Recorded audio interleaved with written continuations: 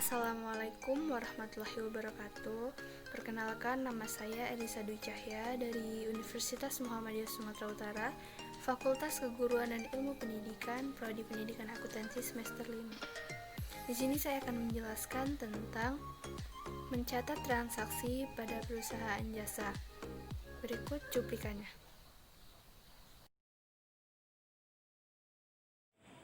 Saya akan menjelaskan tentang melakukan pencatatan transaksi ke dalam jurnal umum untuk perusahaan jasa. Berikutnya saya akan menjelaskan rencana pelaksanaan pembelajaran atau RPP Sekolah SMK Negeri 1 Stabat, mata pelajaran praktikum akuntansi jasa, dagang dan manufaktur, kelas 11 akuntansi, paket keahlian akuntansi, alokasi waktu 45 menit atau 2 kali pertemuan. Yang pertama ada kompetensi inti.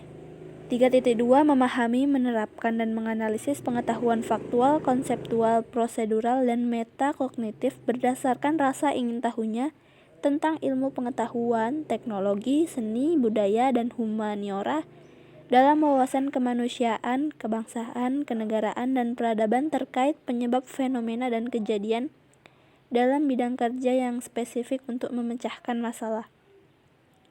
4.2 mengolah, menalar, dan menyaji dalam ranah konkret dan abstrak terkait dengan pengembangan dari yang dipelajarinya di sekolah secara mandiri, bertindak secara efektif dan kreatif, dan mampu melakukan tugas spesifik di bawah pengawasan langsung.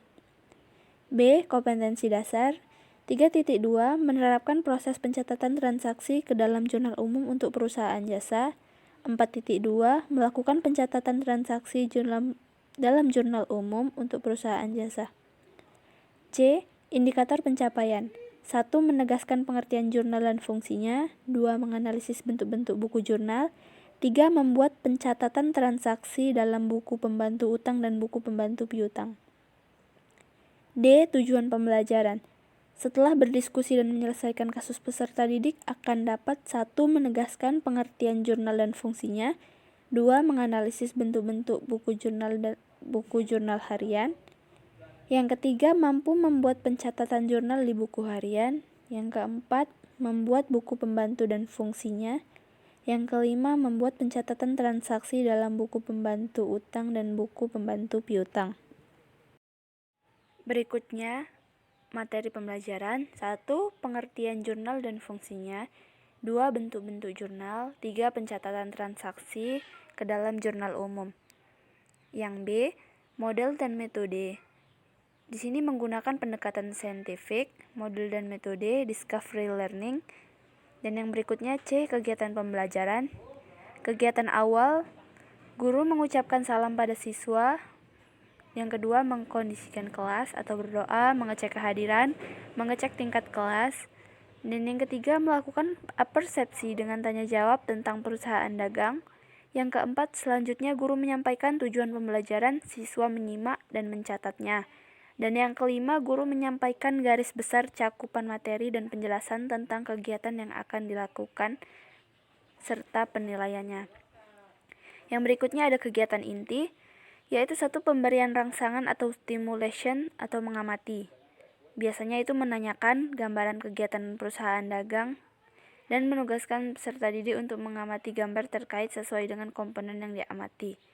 Menugaskan peserta didik untuk membentuk kelompok 3/4 kelompok dan menugaskan setiap kelompok untuk membuat pertanyaan terkait dengan hasil pengamatan yang sudah diketahui dan belum diketahui tentang menyebutkan pengertian perusahaan jasa dan menjelaskan ruang lingkup operasi perusahaan jasa.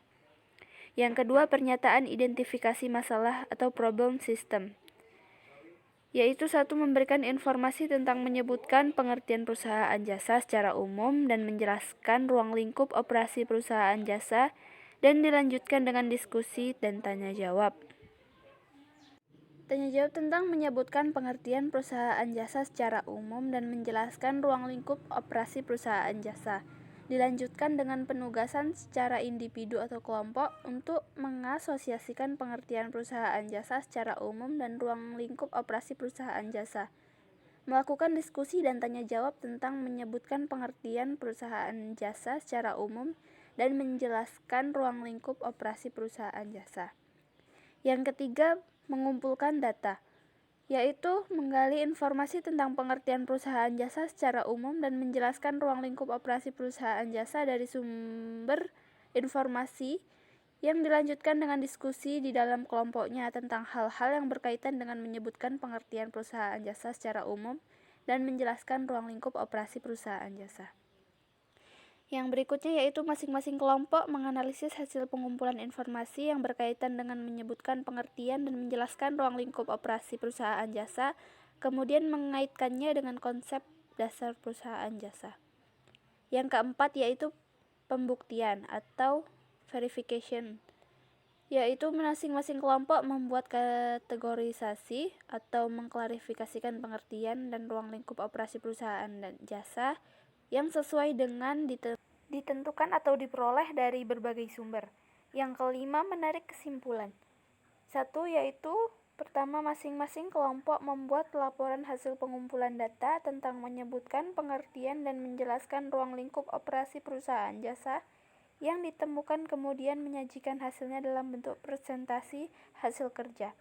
Yang kedua, menyimpulkan pengertian dan ruang lingkup operasi perusahaan jasa sesuai dengan konsep dan fenomena yang ada.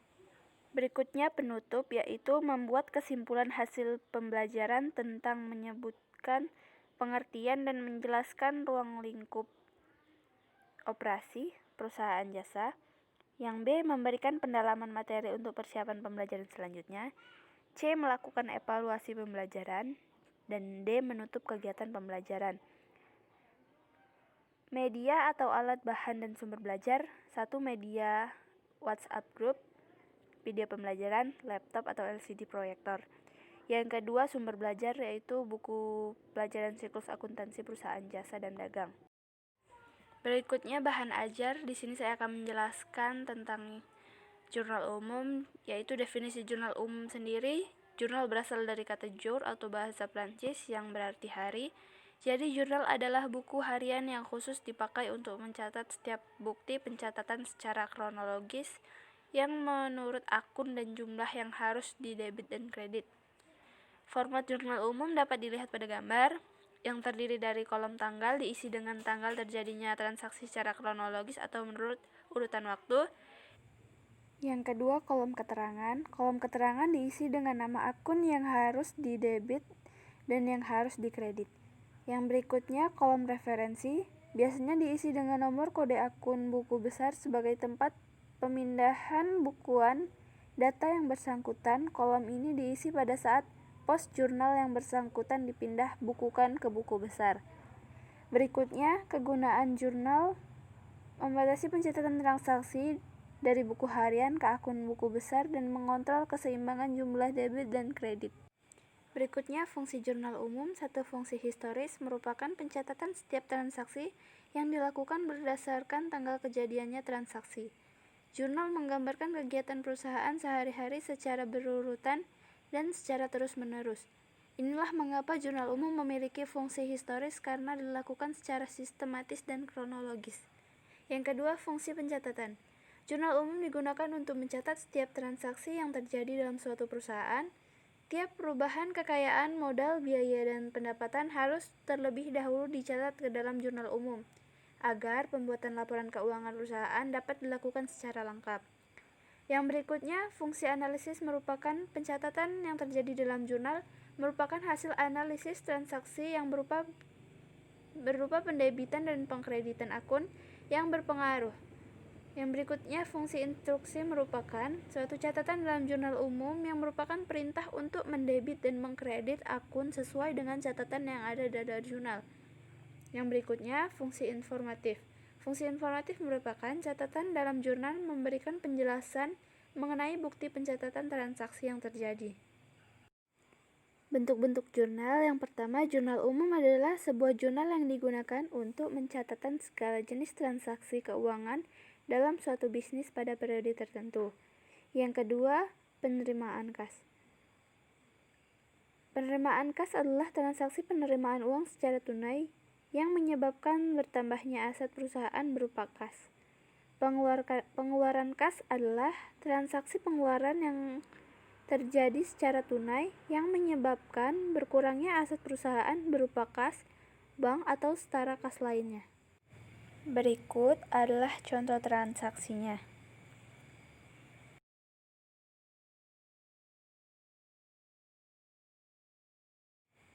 Adapun media pembelajaran yang digunakan yaitu 1. WhatsApp Group, 2. Video pembelajaran, 3. Laptop atau LCD proyektor. LKPD atau Lembar Kerja Peserta Didik, nama sekolah SMK Negeri 1 Stabat, mata pelajaran praktikum akuntansi perusahaan jasa, dagang dan manufaktur, materi pencatatan transaksi ke dalam jurnal umum pada perusahaan jasa, kelas atau semester kelas 11, semester ganjil, alokasi waktu 30 menit atau 1 kali pertemuan. Kompetensi dasar 3.2 menerapkan proses pencatatan transaksi ke dalam jurnal umum untuk perusahaan jasa. 4.2 melakukan pencatatan transaksi ke dalam jurnal umum untuk perusahaan jasa. B. Indikator pencapaian kompetensi 1. Menegaskan pengertian jurnal dan fungsinya. 2. Menganalisis bentuk-bentuk buku jurnal. 3. Membuat pencatatan transaksi ke dalam buku pembantu utang dan buku pembantu piutang. Tujuan pembelajaran. Setelah berdiskusi dan menyelesaikan kasus peserta didik akan dapat 1. Peserta didik mampu menegaskan pengertian jurnal dan fungsinya. 2. Mampu menganalisis bentuk-bentuk buku jurnal atau buku harian. Ketiga, mampu membuat pencatatan jurnal di buku harian. Keempat, membuat buku pembantu dan fungsinya. Kelima, membuat pencatatan transaksi ke dalam buku pembantu utang dan buku pembantu piutang. Berikutnya adalah evaluasi. Di sini saya mencantumkan sebuah transaksi yang nantinya akan diisi oleh peserta didik untuk mengetahui seberapa mampu ataukah seberapa mengertinya mereka dalam memahami materi jurnal umum.